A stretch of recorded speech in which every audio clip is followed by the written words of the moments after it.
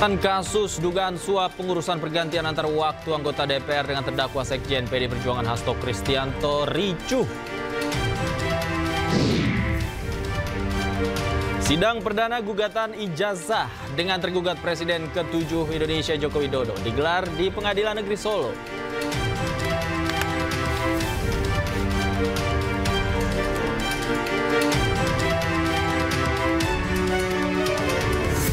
Sebelumnya, Kejaksaan Agung menyita barang bukti berupa 2 kapal pesiar dari pengacara Arianto, salah satu tersangka kasus suap vonis putusan lepas korupsi minyak mentah yang melibatkan 3 hakim di Pengadilan Tipikor.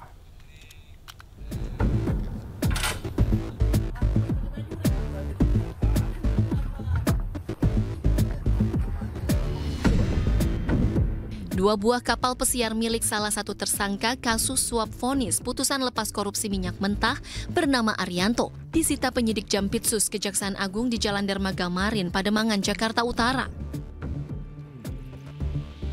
Selain kapal, Kejaksaan juga menyita 130 helm bermerek di kawasan Menteng, Jakarta Pusat, serta 12 sepeda mewah dan 1 unit motor Harley.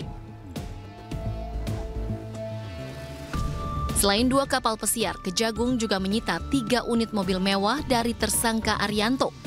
3 mobil sitaan ini di kantor Kejaksaan Agung Jakarta, sementara 2 kapal pesiar disimpan di lokasi terpisah. Sebelumnya, Kejagung juga sudah menyita barang bukti lain berupa mobil mewah, motor, dan sepeda dengan harga fantastis. Selain Arianto, Kejagung telah menetapkan 7 orang tersangka lain, di mana 4 diantaranya merupakan hakim Pengadilan Negeri Jakarta Pusat dan Jakarta Selatan. Sementara itu, Direktur Pemberitaan JAK TV Tian Bahtiar yang juga menjadi tersangka mengatakan menerima uang secara pribadi untuk membuat berita negatif termasuk merintangi Kejagung dalam penyidikan kasus timah dan impor gula. Terkait dugaan kasus tersebut, Tian pun terancam 12 tahun penjara. Tim Liputan iNews melaporkan.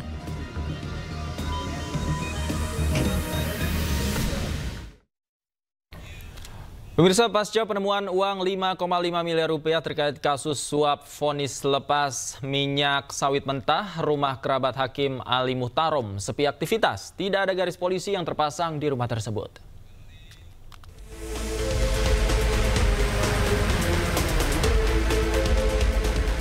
Suasana rumah kerabat dari Hakim Ali Muhtarom tersangka kasus suap vonis lepas minyak goreng mentah Kejaksaan Agung.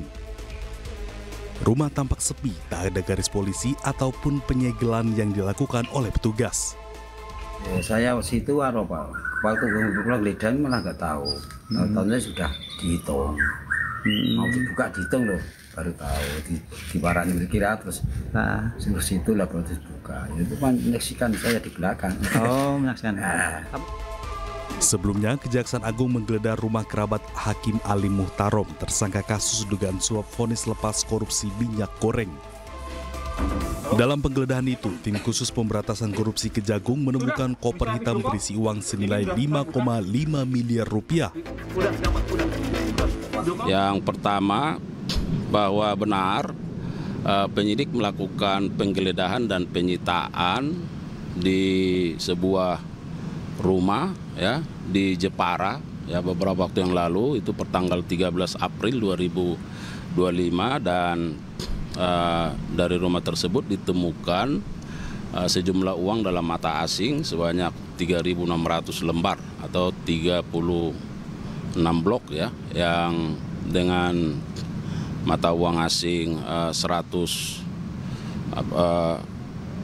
USD ya. Jadi kalau kita setarakan di kisaran 5,5 M ya. Nanti silakan dihitung ya kalau penyetaraannya. Dan terkait dengan itu perlu juga saya sampaikan bahwa penyidik sudah titipkan ya hasil sitaan tersebut di rekening penitipan lainnya di Bank BRI. Nah, jadi supaya rekan-rekan media juga memahami bahwa cara-cara kerja penyidikan terkait dengan penyitaan untuk sejumlah uang itu langsung dilakukan penyetor titipan, karena ini kan masih dalam proses di di bank persepsi ya bisa. Dalam koper itu ditemukan dalam pecahan mata uang dolar sebanyak 3.600 lembar yang terbungkus plastik dengan rapi. Tim Liputan iNews melaporkan.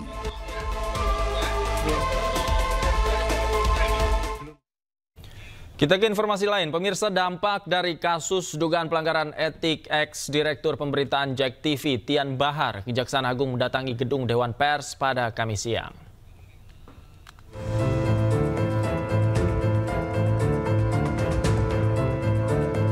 Kasus dugaan pelanggaran etik yang menjerat mantan direktur pemberitaan JEK TV Tian Bahtiar mulai mendapatkan titik terang.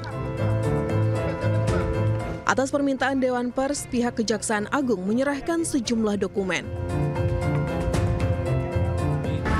Saya mau sampaikan begini supaya ada penegasan. Ya, berkali-kali saya sampaikan bahwa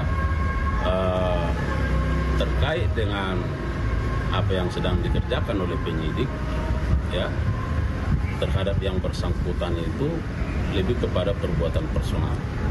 Ya, itu perbuatan personal. Ya. Bahwa media itu hanya sebagai alat karena dia ketepatan berprofesi di media. Tapi kalau totalnya bisa disebut itu Pak, kayak total dokumen atau total DKB. Ada beberapa bundel. Ya. Bisa disebutin nggak? Mungkin ada 10 bundel. Beri kami waktu untuk melihat terlebih dahulu karena kami yakin pihak Kejaksaan Agung kalau memang ini terkait karya jurnalistik dan hak dan kewajiban bagi para pihak yang nanti kami lihat memerlukan tindak lanjutnya, pihak Kejaksaan Agung pasti tidak keberatan. Misalnya kalau ada pemberitaan yang merugikan ya, misalnya bagi para pihak, kami akan memberikan ruang hak jawab. Dan saya kira pihak Kejaksaan atau orang-orang yang disebutkan di situ tidak akan keberatan untuk memenuhi itu.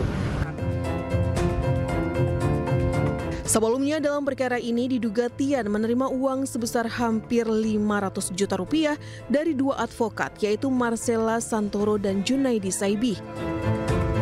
Penerimaan uang ini diduga untuk membuat berita-berita yang memojokkan penanganan perkara oleh Kejagung. Sementara itu karena background Tian sebagai jurnalis, diduga Tian telah melanggar kode etik sebagai wartawan dalam menjalankan profesionalisme kerjanya. Tim Liputan iNews melaporkan. Mantan Menteri Pemuda dan Olahraga Roy Suryo bersama 2 orang lainnya dilaporkan ke Barreskrim Polri atas dugaan ujaran kebencian dan penghasutan terkait tudingan ijazah palsu Joko Widodo. Kami segera kembali.